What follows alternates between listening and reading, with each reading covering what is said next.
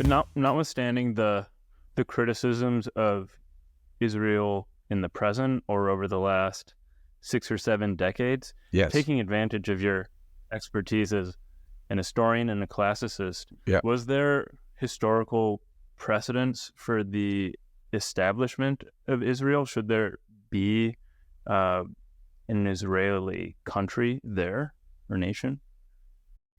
Well, it was an irredentist idea in all peoples. The Greeks had something similar, and that was after World War I, when they bet wisely on the Allies and the Ottomans bet poorly. They had dreams of recapturing Asia Minor, and that was the historically homeland. The birth of classical Hellenism was in Asia Minor. So the old city of Smyrna, today's Izmir, it swelled to 1 million people.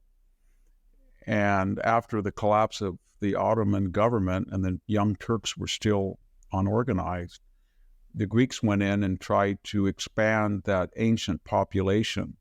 And even they had ideas of making it the megala idea, the great idea, but it didn't work. They were slaughtered by the Ottomans under Kemal Ataturk. That was an irredentist idea. But in the case of the Jews, I think it's a little bit different. Although there are very vulnerable populations in Armenia today, and Kurdistan, which doesn't exist as a nation, and Greece, they're all subject to hostile neighbors and populations, as is Israel, and they're always on the cusp. But they have too few people to protect themselves from their neighbors who are much more numerous and more powerful.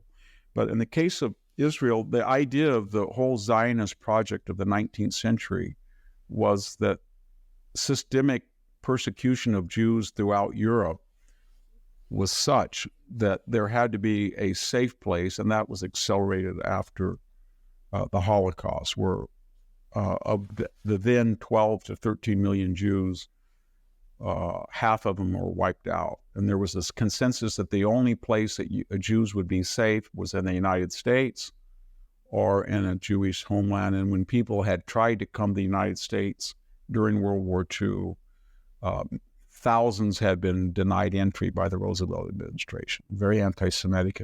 And so the idea was, after 1945, we've got to expand the Balfour Doctrine and the mandate and work with the British. And they were willing to do almost anything, and they did, and they were very successful. But another larger, I think, problem is that history is not melodrama with perfectly good people and it's tragedy. And so when you have these ancient wars and fights and everything, people who feel that they have lost or on the losing end tend to romanticize their cause, or they contextualize their defeat as victimhood, and we don't apply that. We're pretty callous in the West about which particular group we consider dealt unfairly with and which not, and it usually has something to do with contemporary politics.